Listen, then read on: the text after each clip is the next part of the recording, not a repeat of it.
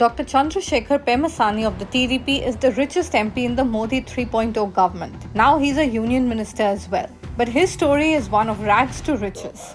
From collecting cow dung in his village to becoming a doctor from Osmania Medical College to then pursuing his MD in the United States to then building an online education empire, Pemmasani's story is noteworthy.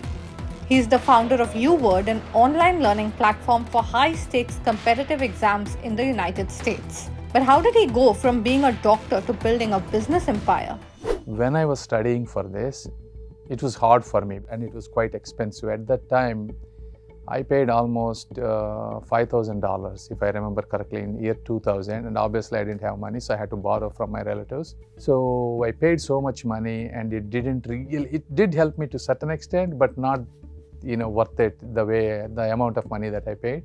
I thought I could do much better. So what did you do? Did you start teaching or did you start writing papers? No, I started writing because I would see patients in the hospital morning, 5, 6 o'clock. And then whatever the patients I have seen on that day, I take up that real life scenarios and put it in more practical for people who haven't seen the patients to learn that way. So that kind of practical case-based approach is what gave so much success. So you started writing papers, and then how did that get into business? And I believe you also helped those who didn't have medical insurance. Once I wrote that one, I sent it to almost 100 publishers across all the United States. At that time, most publishers did not respond. There was only one publisher responded.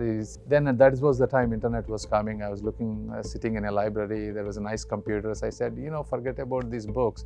Let me put it online and see. Then we typed everything, me, my wife, my brother-in-law, my brother, 4 of us worked together and put it online. We created a small PayPal gateway at that time with a $75 investment. And then people liked it and they were accessing online. That's how the business started. It was never with the idea, I want to build the greatest business. The sole intention was to help people so that they can understand better the same struggle that I went should not be to the rest of the people. That was the idea. And then how did it expand?